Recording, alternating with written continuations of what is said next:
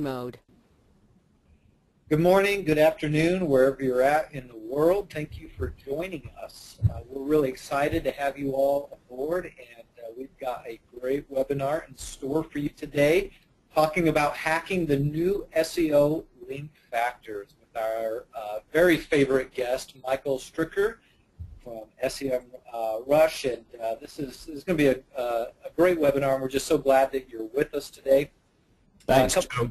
Appreciate being.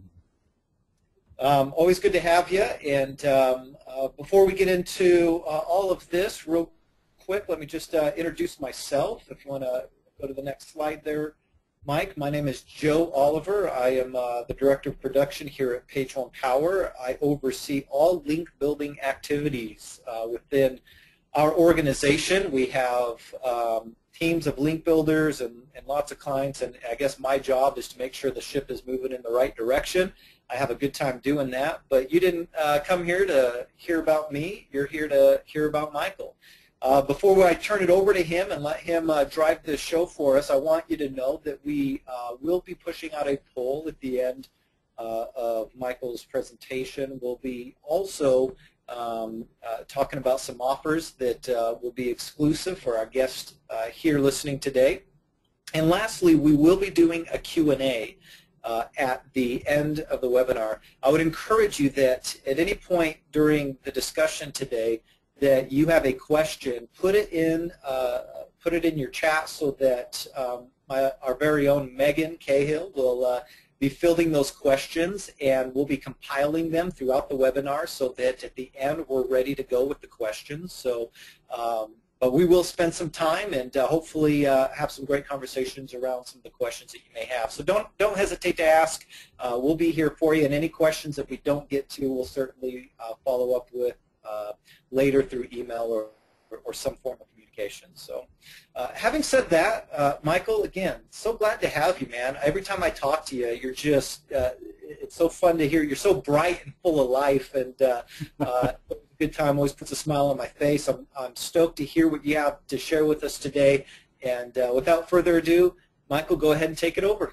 All right. Thanks, Joe. I really appreciate your welcome, and I feel welcome on your channel because when Page One Power comes over to SEMrush and does a webinar with us, I know our users love to hear from you. You always have great actionable tactics for people to be using building their own links and thinking about SEO in general. And last time you came over as a team of 4, and it was a really lively format. So I'm hoping I can, bring some of that to bear here as well.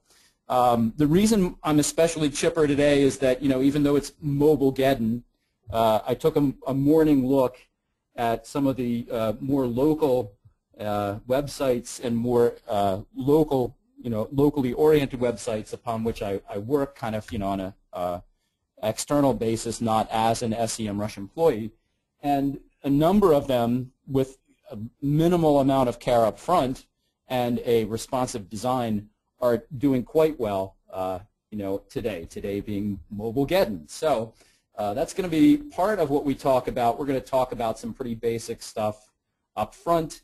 I think Joe gave me a good intro so that I come from an agency background. I ran my own web design studio.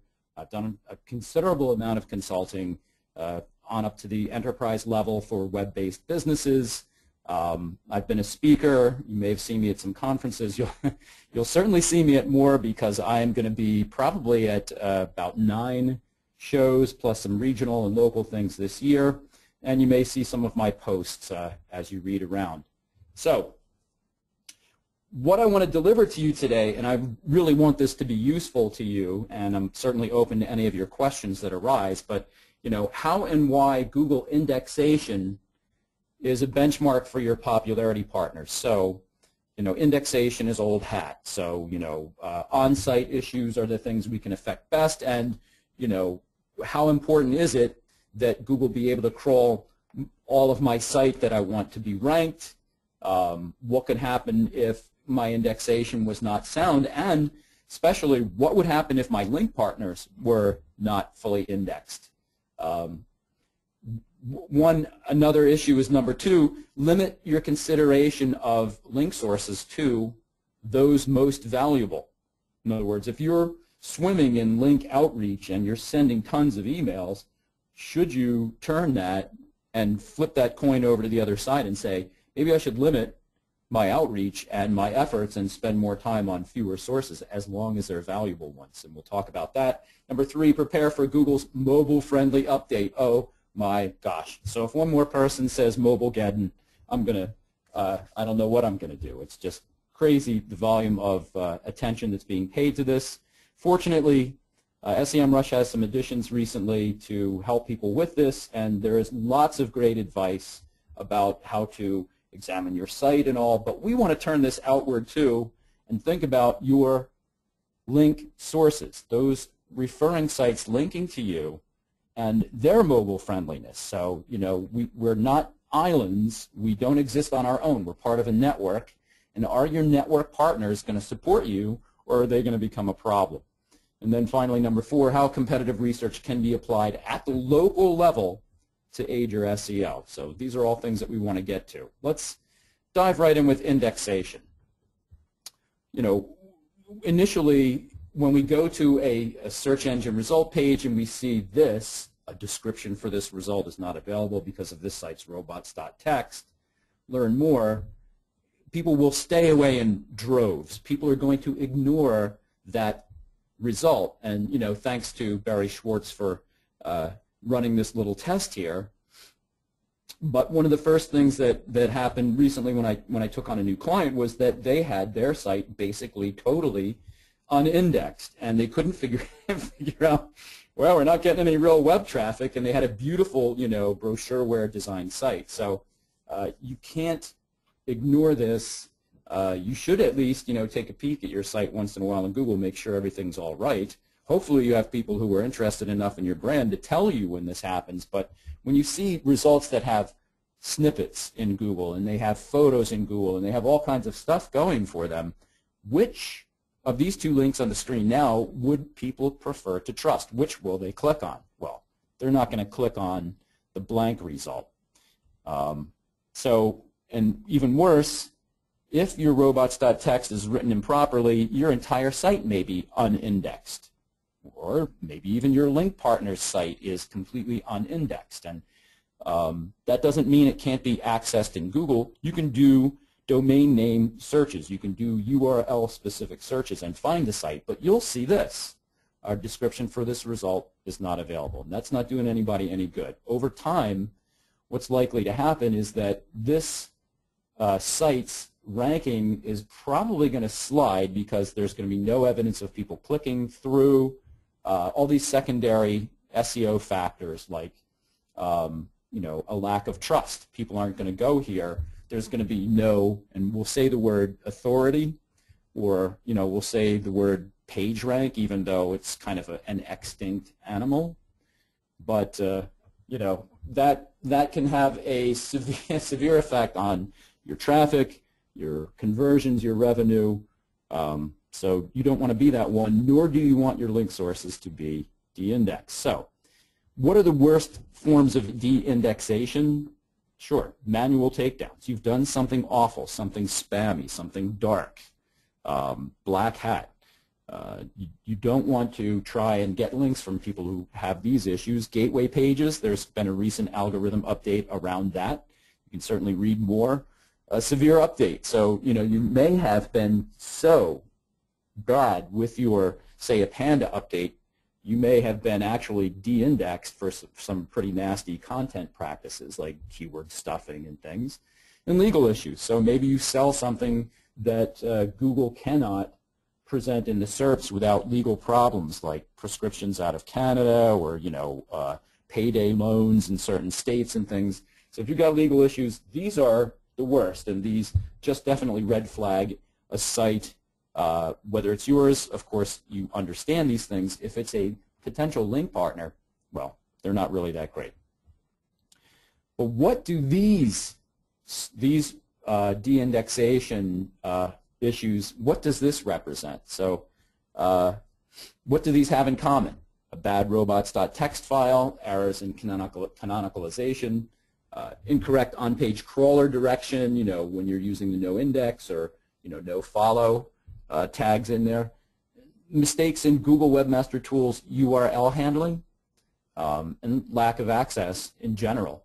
The thing that all of these have in common, and you should feel free to chime in the questions portion and just give us your answers. I don't know if maybe somebody controlling the webinar at Page One Power can pop up with anybody's answers. But what do these kinds of de-indexation issues have in common?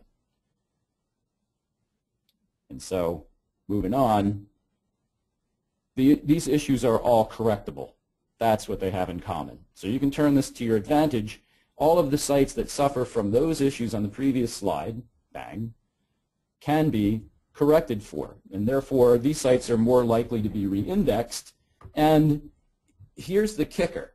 If you're the one to recognize that a potential link partner has a de-indexation issue, or maybe an existing link partner does, you could be the one to help them recover. You could be the hero. You could be the one to step in and say, I see this. Are you guys handling this? Do you need some help? Because if you do, you're going to earn their trust and their respect. So turning this to your advantage, we've got a resource here, and I apologize for the jumbling of the slide here. I think I'm having a font issue.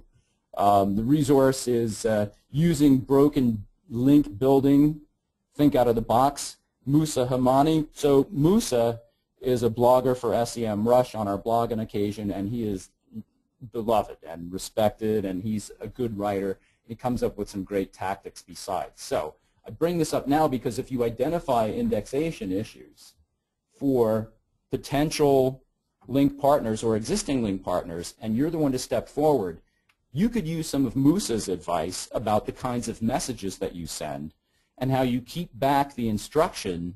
You don't tell people what to do about it in your first email. You just ask them if they want help. And then those that come forward and reach out to you, yes, they're invested in the process, and they will gladly accept your help. So it's nice advice from Musa. We're going to move on to some tools. So de-indexation issues. Of course, you could start with your own domain. Make sure that everything's cool. Google Webmaster Tools set up properly. You can go to use the index status. It's very easy to do. You'll know right away, what pages may have issues, what's blocked. If any of your pages are blocked, you definitely want to know about that, and you can correct that. Using particular scrapers, you would probably use these against other websites that were, prospects for linking or even competitors. You could run a site : modified search in Google from a scraper and scrape the results into a spreadsheet, and then work that in terms of what's indexed and what's not. So there are ways of using the scrapers. And these scrapers are free. Webscraper.io, great for dynamic sites, and Google's own Chrome scraper, again, free and easy to install and use in Chrome. And then at SEMrush, yes, we have an index pages report. So if I were to use the index pages report at SEMrush, I get a double whammy. I get two good effects. One is I get to see for a particular domain what pages are actually indexed, which is useful. Now I know what pages would be good springboards for some links, possibly. And in that same index pages report, I also see the number of inbound links to those pages. So in the oldest sense of SEO, thinking about link juice or page rank or something that's flowing, a page that's getting lots of love on the web is going to be a good link source. So I'm going to go over one more tool here. A very bright guy, Sean Malseed, who is a former SEMrush employee, now out on his own, working as an SEO consultant and building his own tools and doing a great job of it. The word's getting out. I believe you can probably find him on Reddit talking about his stuff, but in this particular case, a local guy in the Philadelphia area brought up use of this tool. The guy's name is Bill Sebald, Green Lane SEO, pretty well-known rock star of SEO, literally a rock star. He plays guitar. And he wrote this blog post, how to check and see if your blog pages are indexed. And he suggests using this tool. So you can see where the green arrow is on the left. I'm going to search for a particular directory, the reviews directory. I'm going to look on Google for this, and then I'm going to look for the indexed description. So here we go. I enter in the words that would denote a listed result that is not indexed, and that is the words, a description for this result is not available because of. And you can do that in this tool. It's easy to do, and it's easy to do for multiple sites. And you know, that's what makes this useful. So if you get this deck afterwards, which I know will be available at SEMrush and may also be available from Page One Power, you should be able to get these links from it. And if not, you can get in touch with Page One Power or SEMrush, and we'll get those to you. Thinking about other tools, so here's the index pages report I brought up, and you can see that, you know, on eBay, we're looking at the index pages from eBay, 676,006, probably more than that today. And so we see that the number of inbound linking domains is listed, as well as the total number of backlinks to these indexed pages. And that's what makes it useful for what we're talking about now. So if something's not indexed, what's the negative? The negative is people aren't going to trust it, they're not going to click through, and over time, those secondary rank factors like click-through rate are going to affect whether Google wants to present it or not. Eventually, people argue about this, but eventually Google's going to say, well, you know, I've had this, you know, on my page one for a long time, and even though it's got all these popularity factors like links, nobody's clicking on the darn thing, and, you know, I'm just not going to show it anymore except for maybe a very specialized search. So you're looking for searchers' trust. You're looking for rank and things that rank highly. These make good partners for you. You're looking for things that earn secondary rank factors, things that are going to ensure that people are clicking through, great descriptions, great snippet use, great site links, and ultimately indexed pages. So that brings us to the end of section 1. Any questions at this point? That's great. If not, we can hold them at until the end, and I can move into disavowed domains. So, we're compiling some questions, but we'll go ahead and hold them to the end and kind of compartmentalize them. Okay, that's good. You know, feel free to interrupt anytime because you know, it's nice to hear from people if I'm going way down the wrong path or somebody wants to have a big on-air fight. You know, I'm all for it. So, disavowed domains. We all know why disavowal took place. You know, it had to do with a particular Antarctic bird, the penguin. The idea was that, you know, Google was coming out against web spam in the form of links, and so if you divorced your domain through a disavowal of links, then you could break off any bad neighborhood connection to sites that just made it too easy to build spammy links. And a lot of people did it, and millions, and I'm, you know, guessing that we're talking about even billions of links were disavowed. And so here we are, and why am I even bringing this up? I mean, this is like, what, a couple of years more after Penguin. We're waiting for another Penguin update. You know, is it going to happen in real time? Is it going to continue to be updated, you know, periodically? However that works out, there's a couple of features, and a very smart guy by the name of Nick Garner of 90 Digital in London brought this up to me.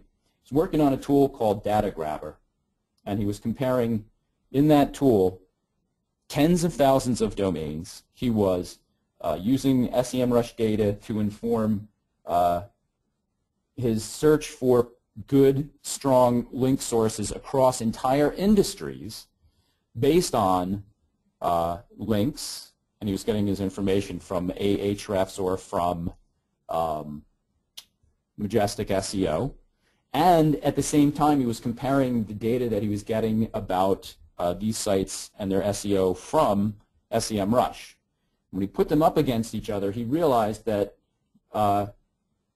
these huge link bases still contain these disavowed domains and links from them.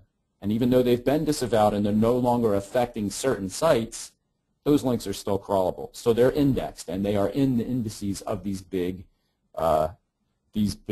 engines, and they're as bad as ever. So when you're looking for link sources, here's another reason why you should probably limit it to the better quality links and or better quality sources for consideration. So just for comparison purposes, Majestic SEO, 3 trillion links in their historic database. 3 trillion. Huge. Ahrefs, 1 trillion links in their database. It's enormous. When you get to Moz, you're talking about 324 billion.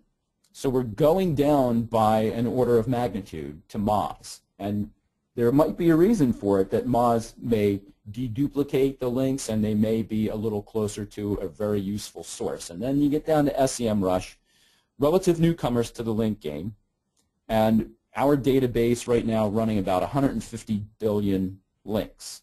So compared to some of these huge link engines, really you think, oh, secondary, tertiary player, they're just like nowhere near the volume of links. But I'll posit that if I want to seek links, I'm going to seek them from the highest powered sources that I can.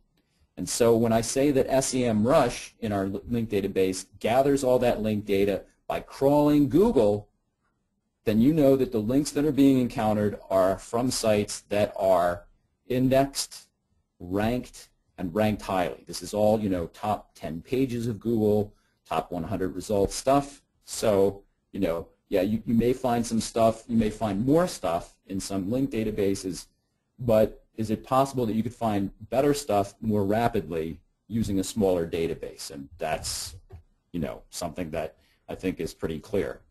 So the point is here to narrow your link source research, search only popular index domains by going right to the source, directly to Google and Bing.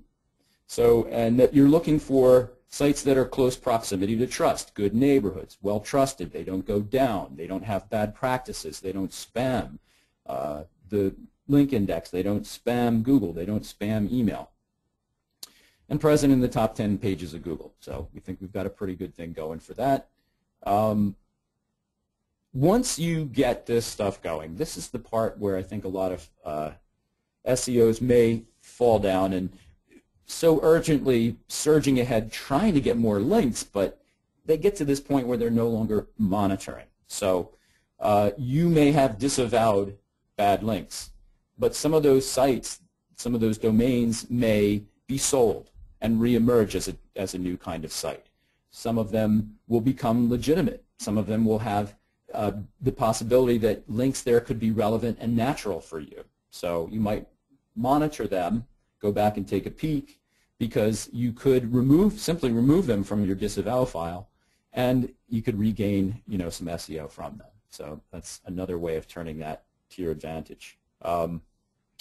So, you know, today, okay, Mobilegeddon, mobile apocalypse, whatever you want to call it, hopefully, and I think back to like 2010, and I think back to writing on my agency's Blackboard that something about, you know, fully half of the activity that people were doing on their phones at that time was in apps, and the rest of the time a lot of them were searching, and how much time people were spending, you know, using mobile browsers and all of that, trying to get people excited about the fact that all of our clients at the agency should have mobile-ready websites in one form or another. Responsive, great, you know, has its own issues, but responsive is great. Having a separate mobile site makes sense for some people with the right kinds of, you know, redirection, with the right kinds of options offered to searchers and for browsers, because you don't want people to be trapped, you know, going to the mobile site. You have to offer an option. What about a, you know, a mobile app? Sure, for some people who have limited functionality, but can really do very well limiting that. I mean, a mobile app makes sense. So mobile friendly, years coming. If you're part of the 30% of top search results that hasn't done this yet, then you've had wake-up calls, you've had warnings from Google. It's been about 2 months, I think, since they started making this announcement. If you haven't done this yet, it's still possible to get on the ball, and this is something that should be subject to continual updating. So, here's a process. Okay, so assess your domain now. Build your new mobile presentation however it's done. Test it thoroughly. Make sure it works. Make sure that people can get to the pages, that it's crawlable, it can be indexed, and all the rest of it. Monitor it. Make sure it's operating properly. It doesn't go down on you for some reason. And then manage. Manage as you add new pages to it. Make sure everything's still working. You may add a blog or some new capacity to it. And then you're back to reassessment. So it's a cycle. But this doesn't just apply to your domain. And that's why this is a talk about link factors. Mobile friendliness doesn't just apply to your domain. It applies to your referring domains, those who send you links, those who send you traffic. So, we just added a whole new dimension of assessing, building, and testing. Before you build those links, you have to assess your link partners. So this applies to your domain, referring domains. It applies to your existing links. You might have to check them out. And prospective link partners should certainly be held up to the litmus test of, are they mobile friendly? If you're in a local sensitive, geolocal business, if you're in a business that benefits from mobile traffic. So, here's some tools. Hopefully some of these things will be very useful for you. If you haven't gotten this far, if you have, you're probably really tired of hearing about this. But just on the chance that there are people who have not done this yet, I'm bringing these kinds of tools up because there are alternatives, and each have their own drawbacks. And just to back off 1 second, I did mention that there was a 30% and a 70% split, and Dr. Pete of Moz said that their results where they check SERP results, do a good job of it, how things look in the SERPs, said that about 70% of the top results in Google search are coming up as mobile friendly. So they have their, I believe it's a 10,000 site index that they run, and they're looking at those results, and 70% of them are coming up as mobile friendly, which only leaves 30% not mobile friendly. So that's interesting. It's good. It seems like more than 2/3 of the websites that are very intent on ranking well and have gotten this far. But if you're not among those top results and you want to be, then I'm thinking that maybe the proportion changes and that there's more people who aren't mobile friendly than are, especially smaller sites, older sites, domains that are held by somebody who has multiple domains, and it's just a massive undertaking to change them all over. So that's interesting to think when we compare Dr. Pete's data with Google's own assertion that this mobile-friendly update will affect, in their estimation, like about 30% of search results. So it's a pretty close matchup. It's good modeling if that's the case on the part of Moz, and thanks, Dr. Pete. Back to these tools. So you're going to test for mobile friendliness. You're going to test your domain. You're also going to test referring domains, your link partners, and see how they're stacking up. You don't want them dragging you down. You don't want to seek links from domains that aren't doing well and are not mobile friendly, probably, if yours is that kind of business. And so Google's mobile friendly test tool, boom, right there. And that's the easiest thing to do. It's probably being hammered to death right now, but hopefully they threw a bunch of their cardboard box servers against it and it's working. W3C, which is a standards organization, runs their own mobile OK checker, and that has some great information in it as well. You could use a slimmer idea HubSpot marketing grader test. So HubSpot runs this grader. It used to be site grader or whatever. Now it's the marketing grader. And you'll get an idea, especially how your site looks in mobile. If you have various tools, I believe Firebug and Web Developer plugins or add-ons for your browser. So available for Chrome, I believe, certainly available in Firefox. These tools are great for that very same reason. You can see how your site looks in mobile. What you want to do is make sure that it can be navigated, that it looks right, that it's readable, all of those things. So great ways of testing your domain and others. In SEMrush, in the site audit, which is a report in SEMrush that you can set up for your own domain and for others, you can set the smartphone Googlebot as the user agent. Crawl the site and what? And you will find out errors and issues. These are correctable. When you find these things out and you find that there's dead ends, you've got spider traps, you've got things that would cause the crawler to get trapped on your site and say the site was no good, you can find these things and you can fix them. Likewise, you can use Screaming Frog, which is an installable tool, and it's going to bang away from your machine. And Deep Crawl, which is a remote tool that you use their crawlers from their machinery, and it lightens the load on you. So I used Screaming Frog a great deal, and I love it to death. I've seen it, issues with knocking on a website too hard and being blocked out, and also just slowing down my own machine and having to use a lot of RAM. But SEMrush's agent and Deep Crawl's agent work remotely from your machine, so you can get lots done while you're running this crawl in the background. Mobile-friendly linking, so we want to turn this to your advantage.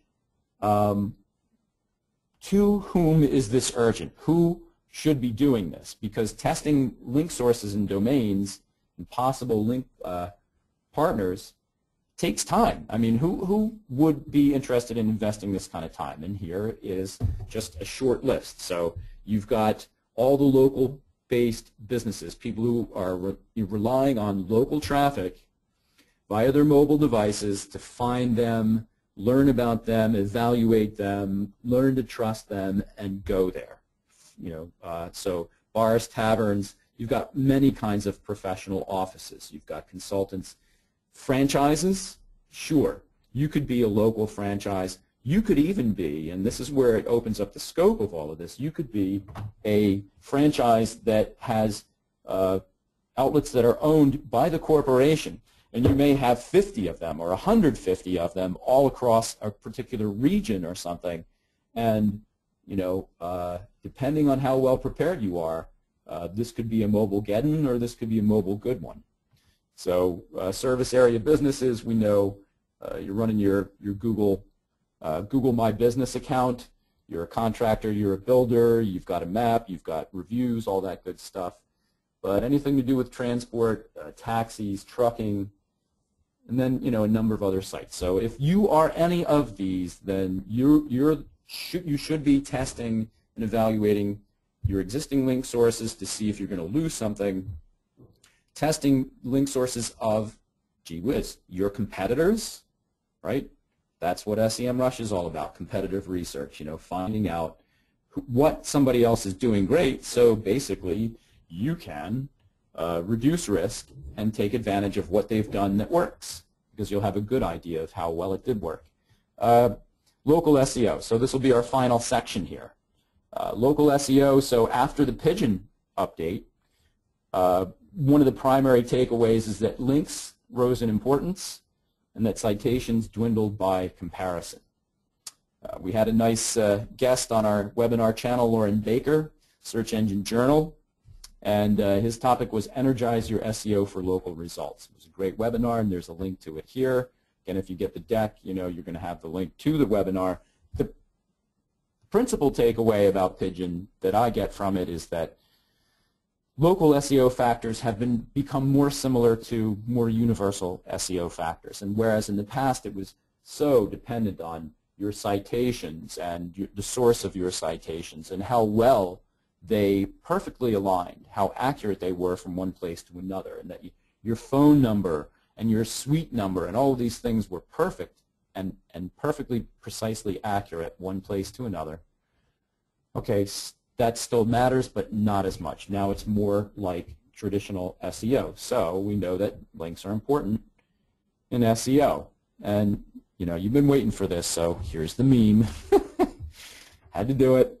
One does not simply find good local link sources. This can be difficult. It takes some imagination to find some good ones, and you have to think about what you're looking for. But of all the tools out there, many link indices don't really have a clear-cut way of using them to look for localized link sources. So you can do it yourself, and you can dig through, and you can apply these link sources one at a time in a link index, or you can start with high-ranking sites for geolocal searches. And how do you do that? There's 3 tools that right now were cited by Lauren Baker as being very useful in this regard, and that's SEMrush. Yay! Here for SEMrush. Search Metrics, which is a very respected enterprise-level tool, and Authority Labs, which builds some great stuff. So these are places where you could go to find some link sources that would be of local use. And there's a couple more maybe a little bit later on in the presentation. So if I could offer any tips for those of you practicing for your local SEO, would be to add signals of popularity and find those among the domains that are already mobile ready. If you have that option, if you can put that time into the research, do it, because that's where your support is going to come from. Find geolocal domains that are also mobile friendly. That's the whole clue. 70% of top Google results are mobile ready, so it is hopeful that you can find these. They are out there. Hopefully they're out there at the local level. And when you use any tool to find who your competitors are, similar sites, SERP competitors, you look up competitors in SEMrush, you can find sites that are not your real business competitors. They don't sell what you sell. They don't sell how you sell. Those could be decent link sources. Now, they may not be all that relevant, or they may be something that is relevant because it's kind of an accessory business. They sell something that helps people use what you sell or make, and so you're looking for those. And then, of course, finding real competitors, digging into their links, and finding the ones that would be useful and applicable to you. Why? Because you'll have a sense for what's most productive for them. You'll know what is delivering the most traffic to their sites. Michael. Yes, sir. Hey, I got a question which I think fits nicely with what you're talking about right now. Mm-hmm. Claudia asked, if someone else's domain isn't mobile friendly, will linking to them hurt my site's ranking? Okay. So let's take this 2 ways. One is think of this in terms of not being a penalty, but that the result will feel like a penalty. And that's to say that any site that has more links that are local, geolocal, very strong authority for a local area, any site that has those kinds of links inbound to them is going to, as long as they are mobile ready themselves, do better in Google. Google is not out to penalize sites, but it's going to make these kinds of sites that are mobile ready themselves have a nice network of local links and that are making use of all the best practices. They want to show those first. So it's going to feel like a penalty because now somebody is going to outrank a site. Now there's 2 ways to linking then. If you link outward from your site to another site, is that going to hurt you? And the answer is probably no, unless you're deliberately doing something that's against Google guidelines, like you're deliberately linking to someone to deliver to deliver PageRank. You are spamming the index. You're engineering your links, and I don't think anybody's probably doing that, but just to bring that up. Awesome. Let me You know, this is a question we see a lot, and again, you're talking about getting backlinks and leveraging competitors, and so this is kind of in the same vein here. Again, this is a question we hear a lot, but in your perspective here, Robert asked, what are the most effective approaches for asking for backlinks? So in that context of seeking out backlinks from sites that our competitors have or whatnot, what do you think are some of the best practices when we do our outreach? Yeah, so there's a lot of great information out there. You saw a link to Musa Himani. He has a very specific way of dealing with broken links and broken pages, and offering to substitute your own link when there's a 404 on someone's site or something. Helping people fix things. You find some de-indexation. You find something wrong with a particular site that you would love to get a link from, help that webmaster out, and you'll be their best friend. They will be happy to build you a link. You can't pay for links, but in the local sense, you can definitely earn links by being a good community member. In the larger sense of community, that might mean being part of a service organization. That might mean being part of a club or a chamber or something like that. Once you're a paying member, bingo, you are going to get a link from that. You may have to ask for it, but that's probably included in your membership, or they'll be happy to do it for you. There's content marketing, which with smaller businesses, bricks and clicks and that kind of thing, maybe not as invested in content marketing as many places, but you come up with a great resource and make it a PDF, make it something downloadable, make it something really useful for people who are doing something. Like if let's say you're a wedding venue and you've got the 100 things you need to do to prepare for your daughter's wedding or something like that. And, oh my God, like a checklist or something, people would probably download that. And because it's so useful, they will link to it. So the best way I can think of it is to be generous, to give something away that will earn you gratitude in return, and then, it sounds silly, will the links come? Well, you might have to do that and ask for them, but it'll definitely be easier if you're being generous. That's awesome. Thanks. I'll save some of the rest towards the end here. You can go ahead and continue on.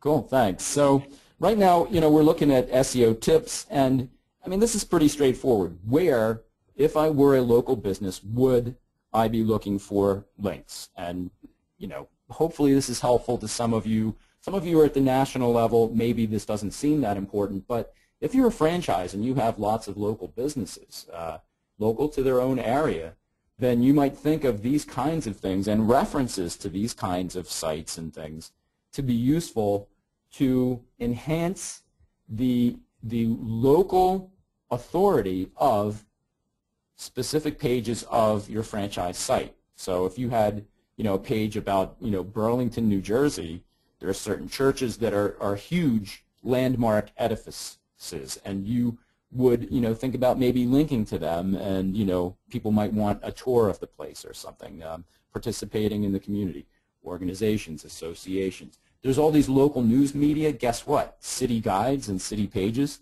actually rank in local results, and so hey, there's a great link source. Coupon media, shopper guides, people getting discounts, these kinds of things can work. There's all kinds of local professional people, probably people that if you are a local business or a franchise, people that you know, people that you meet, people who provide your banking services and your loans and your whatever. We just got out of tax season, so there's lots of great sources.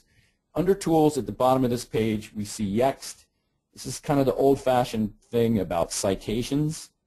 If I run a site in the free Yext tool, I'm going to see, whatever it is, 150 of the best citation sources and how well my information aligns, how accurate it is at a bunch of those sources. But what's off the bottom of the screen is a little tool called WhiteSpark. Lauren brought that up, and it's a great tool for actually looking for links. So looking for local links of value. So that's another cost, but it could be very, very useful to you. And this brings me to last few minutes of my presentation, in the teeth of the Mobilegeddon gale, if you're wondering where you stand, if you wonder where your competitors stand, if you're wondering how you stand in relation to them, SEMrush has something called Position Tracker. There are other SEO tools that have something similar to track how you perform in local results and on mobile devices. So you don't want to spend all your time looking at this, but you definitely have to do this periodically to check in and see how you're performing, especially against others. So this is a desktop organic position tracker set up for a particular business, a .com, and their visibility has moved in and out recently. There's been a bunch of changes made on the site, and they're doing okay. They're small now. They're going to grow. This is looking at the overview result. I'm going to move into competitors and winners and losers, so I can see who this site's competitors are right off the top, and I can decide if these are legitimate competitors, or maybe they're just too big, or maybe they're a different business, like Houzz. Houzz.com, beautiful site, nice catalog, lovely photos, good for shopping. Is this really where I would buy something from? Is it really a competitor, or is it more like a social tool? It's up to you to decide. If you decide it shouldn't be among your competitors, you can remove it from the list, and something else will take its place. So that's very useful. Winners and losers. Who's advancing most rapidly? Who's declining most rapidly? Geez, oh man. So right now, in the midst of Mobilegeddon, if you had a position tracker set up for yourself and competitors, now you could see winners and losers. Who is going down according to Mobilegeddon, and recognize that if somebody goes down, somebody has to go up and take their place. So definitely something that you can look into. Looking at rankings overview overall. So as your site advances, and hopefully you're in the advancing side of the equation and not the declining, you can, look to yourself and say you're doing a good job, keeping your site going. Or if you happen to work in an agency, you can point out to your client on a regular basis, look, this is what it's looking like for the current month, and you have some very important keywords with a high cost per click and lots of traffic behind them, 1,300 monthly searches and an $8.02 cost per click, custom garage doors, and it's advancing. And when I get up on page 1, you're going to start seeing some serious traffic. So it keeps them interested in the progress. Looking here at a competition map, average position gets better as you go higher on this graph, and the number of keywords gets better as you go to the right. So big sites with lots of pages and lots of content, far right, highly ranked sites, high up, and lots of traffic, big circle. So you want to watch yourself and watch others on this, and it's a nice graphic presentation that's easy to relate to. Okay, so great, I want to track my site. I want to see my competitors. I want to see their mobile results. I want to know about all this, but how difficult is it to set this up? It's not difficult at all. As a matter of fact, I kind of like setting these things up, and this is how easy it is. 4 steps. 1, I put in a domain. There are some advanced settings that, somebody can do a demo with you. You can find demos on our webinar page at SEMrush.com. I can walk you through this process. It's just very simple. Part 2, location and device. I can pick countries, U.S., any one of 25 different countries around the world to choose the database from which I will look for my information. This has to do with all different versions of Google, by the way. I can choose a state in the U.S., any state you like. I can even get it down to the city level. So I'm going to look at Philadelphia, Pennsylvania, where SEMrush is located here, and I'm going to check the device. So I can see not just the location, but what people are using to do their search on. Great. I can see desktop searches. I can see smartphone and phone searches. Fantastic. I can look at tablet only because maybe I have a high-end item and it looks great on a tablet. So I can pick the device that's doing the searching. I can pick what data I want to see. do it. Set it up. Call it by a different name so you can go back and check those results. Adding competitors.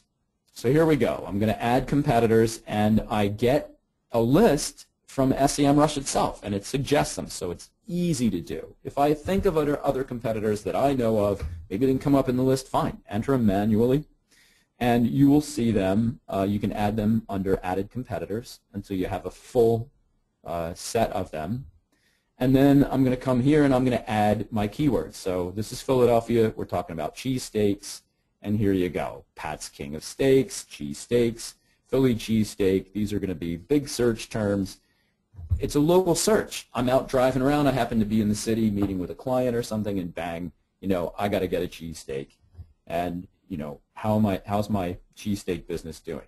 Set up the keywords and press the big green button. Start tracking. And you're good to go. So we're running out of time here, so I'm just going to mention these last, these are the 4 points that I kind of mentioned at the beginning, and I'm hoping that you got some of this out of it. So how Google Indexation can help you benchmark partners, this first section. How you probably should consider limiting your consideration of link sources to those most valuable.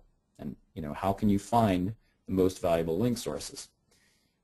Prepare your sites and your links for Google's mobile-friendly update. So, reviewing your site, the sites of referrers who have links to you, and checking out the links that are coming to you, making sure that they are the best for your kind of business and the kind of search results that you want.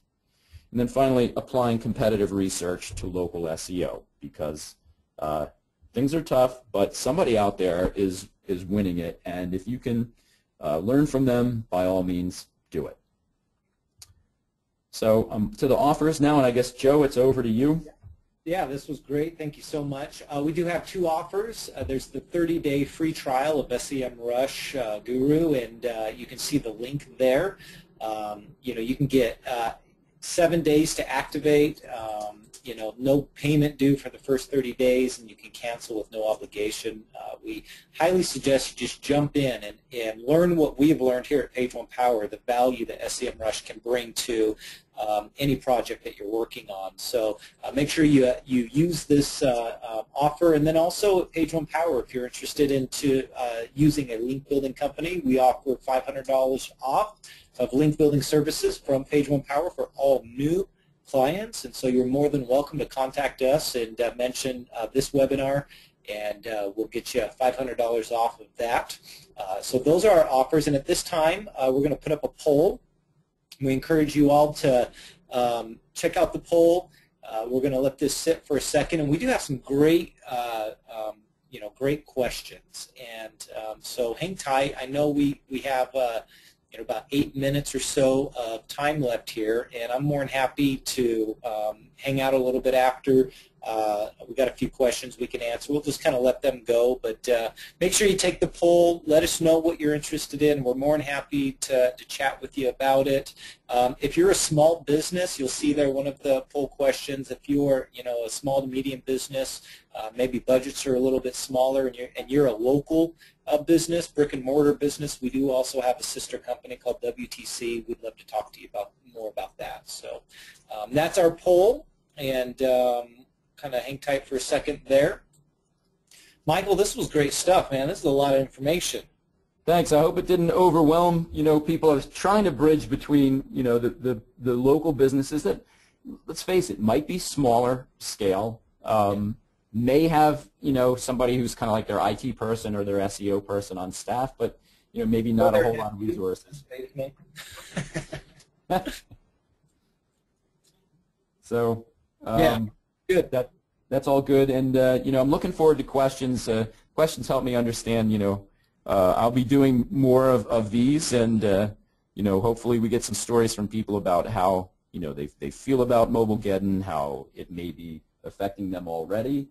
I was just saying that in my own results today on some sites that sites that were prepared for it, that were well designed and had some good content going for them, we're actually doing better today, and hopefully many people are in the same position. Awesome. Let's go ahead and go to the next slide. We'll start with some questions. Good. Awesome. Okay. This is from Alexi. What's the criteria for mobile-friendly sites, and where can I learn more? So this is probably a big question for a lot of people. Might be new information to them. So where can they learn? Where do they get this information? What would you suggest? Okay. So in the presentation, and I can probably back up to that point, but there is the Google mobile testing tool. And if you run it against your domain, you're going to get a decent report, and it's going to indicate things that are going to be issues for you. So some of those things have to do with as simple as specifying a viewport. Specifying a viewport is saying, my site can fit into a window this size or whatever. But it can also be it's visually oriented. So if your site is so tiny that when it appears on a smartphone, it looks like it's for Lilliputians and you can't read it, and your finger is too fat to push the buttons, that's not a good sign. That's bad, usefulness. So if we go back to the tools, and it's going to be back here a ways, so bear with me, then you're going to test it out. Whatever set of tools that you use, make note of what they're recommending. Let's see, these are actually looking at this. Here we go, mobile-friendly test tool. So you can also consider that mobile is remote. Things are squirted down to your phone via cell phone towers. Connections are not always great. People are in motion. So anything you can do to speed your site up, too. Didn't really mention page speed as being a big issue, but it is, because you have all of these things to send down to all these remote devices, and the bandwidth can be a challenge. So get it through those narrow pipes, which means a lot of image optimization, getting things compressed if you are an image-rich site and doing a good job with that. And I just wanted to bring this up too. I had a great reference to an article by Aleda Solis. She worked in Philadelphia at one point. She's an international SEO. Her blog post that I was reading is called "Take These 3 Actions to Ready for Google's Mobile-Friendly Update." She covers recommendations to analyze, to optimize, to promote, and to monitor your web search presence. It's really not that long a post, but it's so nice and it's so thorough. It's on Search Engine Land. If anybody wants the link to it, I guess we could send that out afterwards to people, and that's I think a great starting point. That's great. How about this, Claudia? She was the one that asked earlier about backlinking to sites that are not mobile friendly and how that may affect her. But she had a follow-up question here. She asks, would you suggest studying backlinks to determine which are mobile friendly? And I think what she's getting at here is that, if Google, this whole mobile friendly initiative that they're going after, should our backlinking initiatives be focused around sites that are moving in that direction and ignoring sites that maybe have not moved in that direction yet? So kind of a follow-up there. Should she spend her time finding only sites that are mobile friendly? Cool. And I'm sorry, what's this woman's name again? Claudia. Hi, Claudia. It's kind of disconnected, but that's a good question. So again, I just want to be clear. This is not a penalty. And if you have existing links from not so great sources that are not mobile friendly, that's not going to harm you necessarily, but it's not going to help you as much any longer.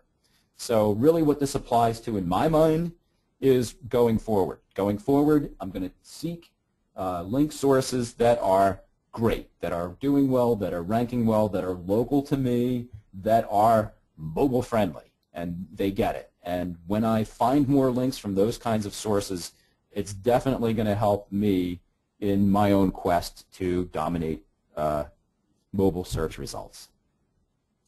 Awesome. I'll go ahead, and I know we're pushing up against the hour, but I want to go ahead and ask maybe a couple more, and these are more, it seems to be link building specific questions, but So, here's one that Mark asked, can reciprocal linking get you in trouble with Google? What's the question again? Can reciprocal linking get you in trouble with Google? Okay, well, that's a pretty basic question, but the answer is maybe. And the reason it's maybe is if that's all you do, is every time you get a link, you offer one in return, is it going to get you in trouble? You probably have to be doing it at some massive quantity in order to even draw Google's attention to your site in the first place. Probably more of an issue of, in the old sense, draining any page authority that you get by simply linking back to somebody.